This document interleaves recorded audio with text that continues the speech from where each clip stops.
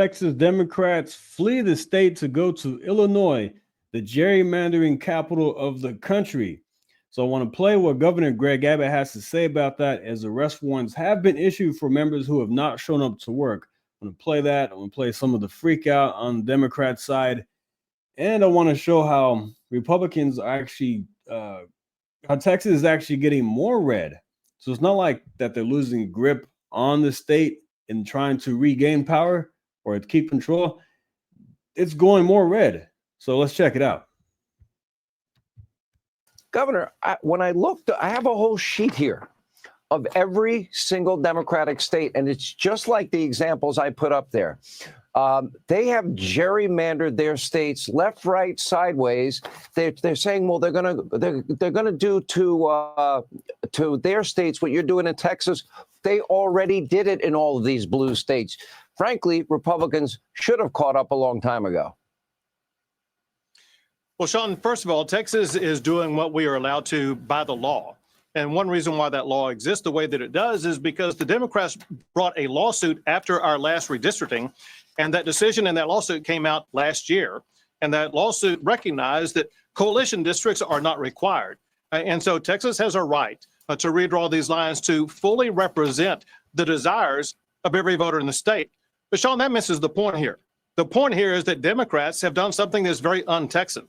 They've turned their backs on their fellow Texans. When it came to a fight, they turned and ran away, not just from this redistricting fight, they ran away from dealing with the flooding issues that are still echoing across the Kerrville area. Families desperately need results from the state legislature in this 30-day special session that are not going to be delivered because Democrats are hanging out in Chicago and New York and other places. Yeah. All right. Let me run through the states. California, Republicans, 30. I mean, yeah, there are important things that need to be taken care of down in Austin during this special session, and they're just delaying it. I mean, it's not like these things won't get done. They're just delaying it. They have to come back to work. They have lives outside of, of them running away.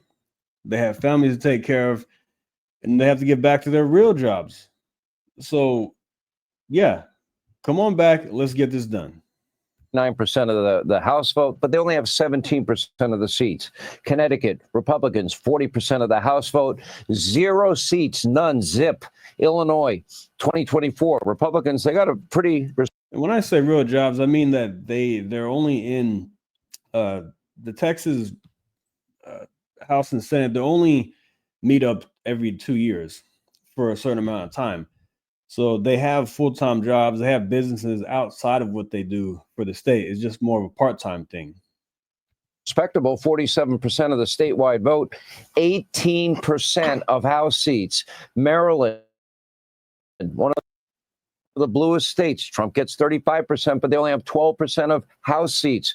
Massachusetts, again, 0 House seats. Nevada is even worse. Republicans win the state. They won the state house by 10 points, walked away with 1 single House seat in the entire state. That's it. So this has been the practice of these states for the longest period of time. Now they want to attack you. And I'm thinking, okay, what you're doing is exactly what they did. Well, and not even that, Sean. To be honest, the Texas maps are not going to be as extreme as those other blue states that you talked about. But another thing, and that is what Texas is doing under these new maps.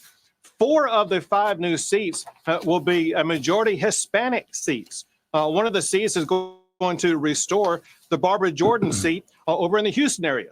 And so these are seats where Democrats are having to come to grips with the reality. And that is, they are now losing the votes of Hispanics and Black voters in the state of Texas. And these districts are going to show that Hispanics and Blacks, as well as others, are voting for Republican, and Republican is their candidate of choice. And we will ensure that will be achieved at the congressional level in the state of Texas.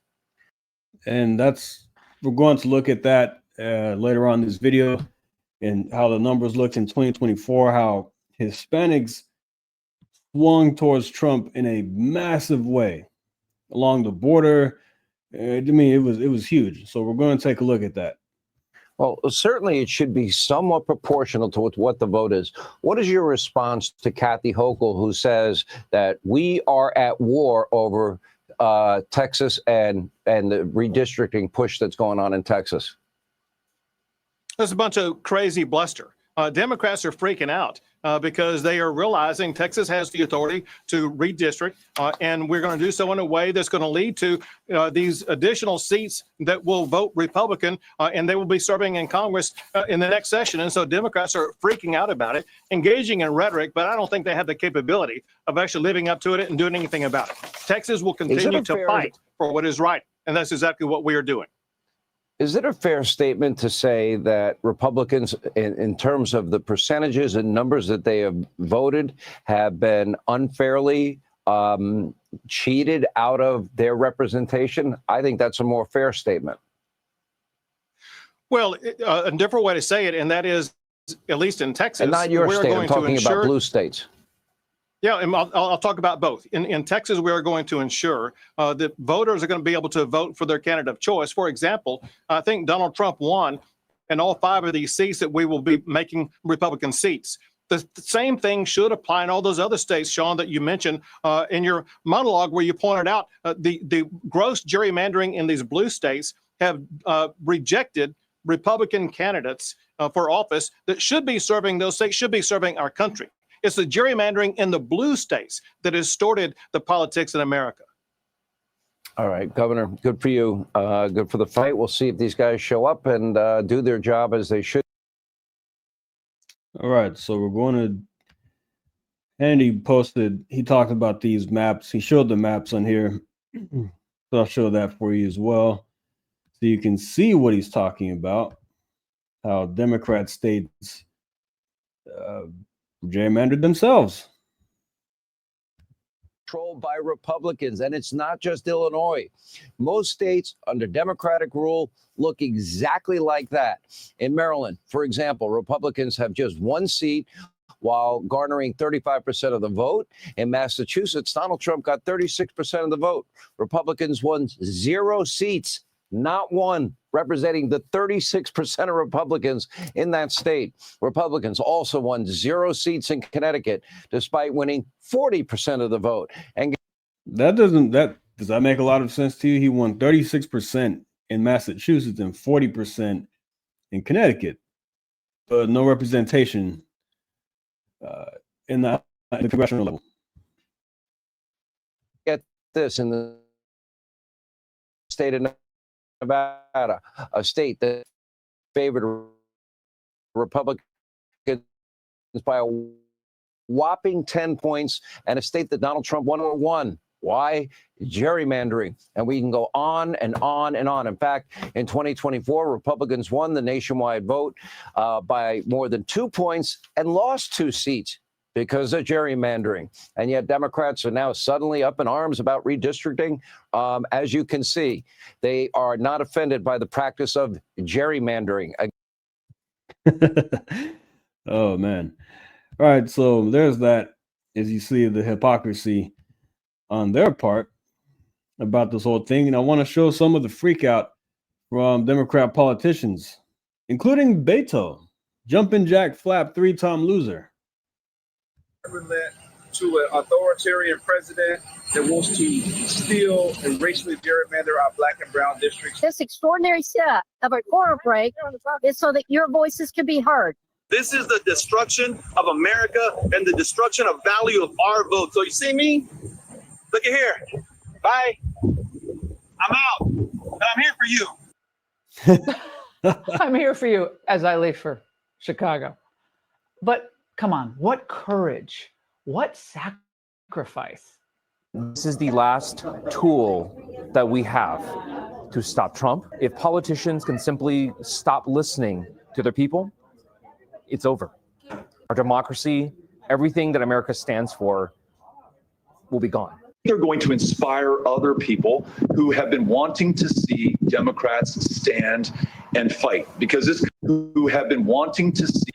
All right, this I think they did this as a jab at Beto, former presidential, Senate, and gubernatorial candidate, because he lost all 3.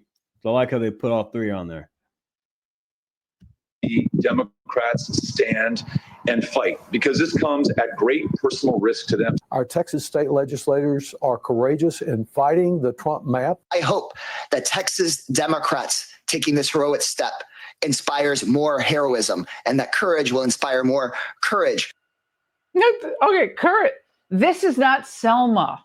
All right, this isn't the March on Washington. All right, so you saw that.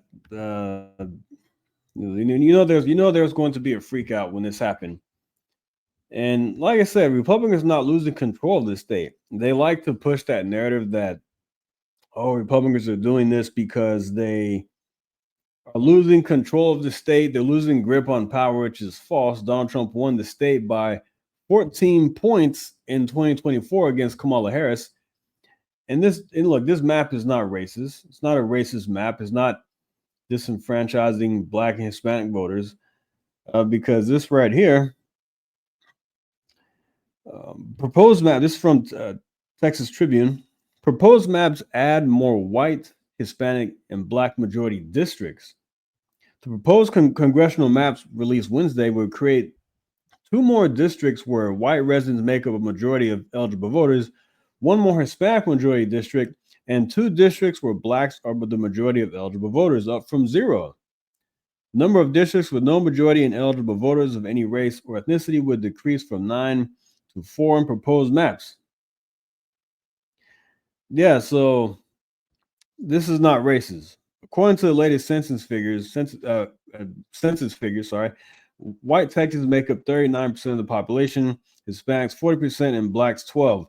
So everybody's getting more representation with these maps, not less for Black or Hispanic, but they don't want to tell you that. All right, so let's go to how the Hispanic vote swung towards Trump massively in 2024. Trump's near sweep of Texas border counties shows a shift to the right for Latino voters. The former president captured 55% of Latino voters in the state, according to exit polls. He also won 14 of the 18 counties within 20 miles of the border, a number that doubled his 2020 performance in the Latino majority region. So yeah, he doubled what he did in 2020. And here goes a little some maps here. As you can see, in 2016, he won 5 border counties near the border, and then 2020 went to 7, and then here back in 2024, he won 14. So the number of the Hispanic vote in Texas, it went from, well, it was like 30% or 29% or so in 29% back in 2016 in Texas. Then it went to 41% in 2020, and then up to 55% in 2024. So it's not, like I say, it's not like the Hispanics are going more Democratic and then Republicans are doing this. It's actually going towards Republicans, and it did in 2024. I mean, 55% is a majority. I mean, I knew it was going to be high, but I didn't realize it was going to be 55%. But what happened with Joe Biden at the border, those people felt that what happened down there. And those are, they have conservative values, but they were just voting the wrong way because of previous generations. And people were interviewed and they said they would vote with Democrat because their parents did, their grandparents did, but the values that they carry, that they have, are Republican values, more family-oriented, and hardworking businessmen and women down there, and they want law and order as well. So yeah, let's go to 2024 as a whole. I want to talk about what Texas looked like and how it, I've done videos about this, but in case you haven't seen them, I want to show you right now what happened in 2024 here in the state of Texas to show you that these maps are not racist. Former President Trump is heading back to the White House after defeating Kamala Harris in Tuesday's presidential election. This is obviously just after the election last November. In Texas, Trump received more than 6.3 million votes, more than any other candidate in election history. His vote total was almost 500,000 more than received in 2020. Harris received 4.8 million votes, about 450,000 fewer than Joe Biden received in 2020. As you can see right here, he destroyed Kamala Harris in Texas.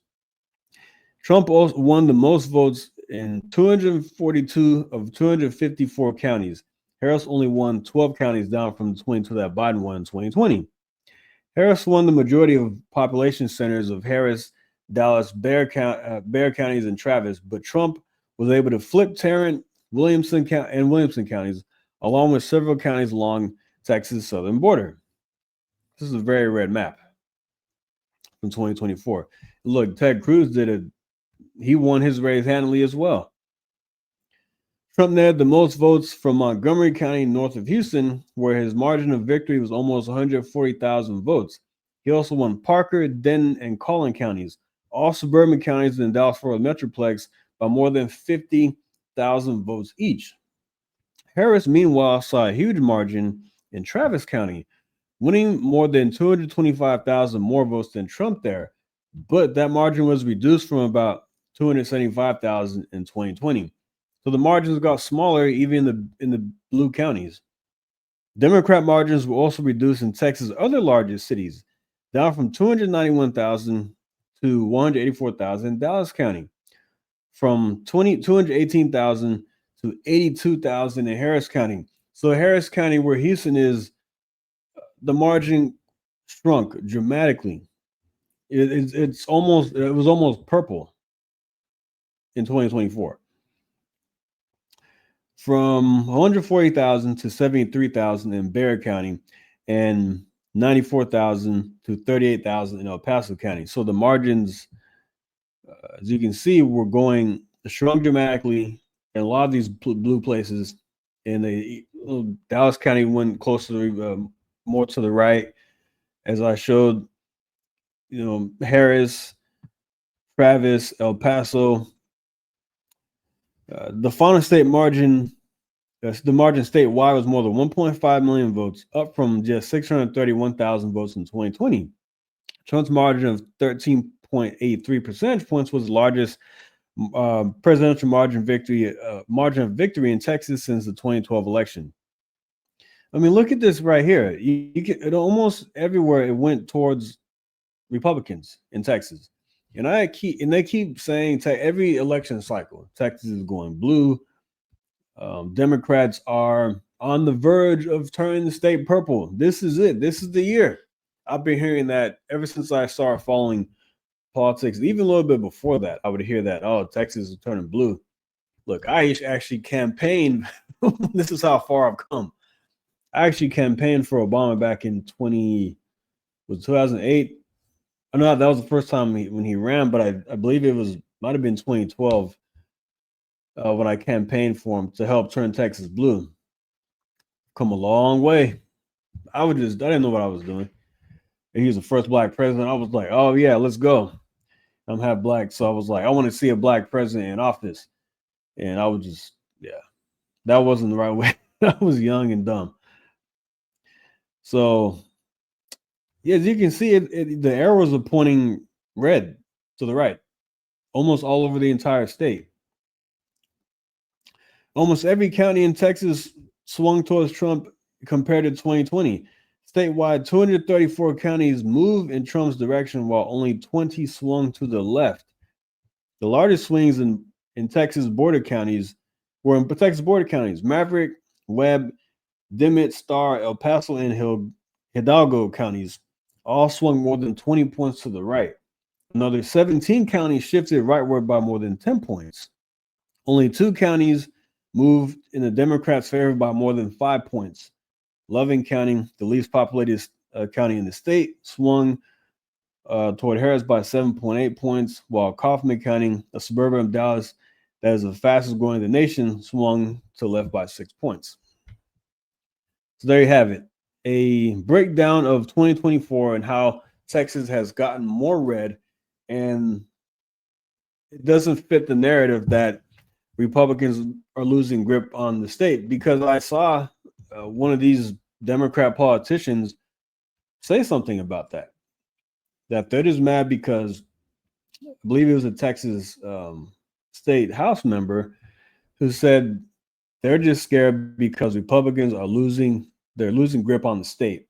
The party's losing grip on the state, and they can't handle it, so they're going to gerrymander, they're going to redistrict, and make it red in favor of Donald Trump.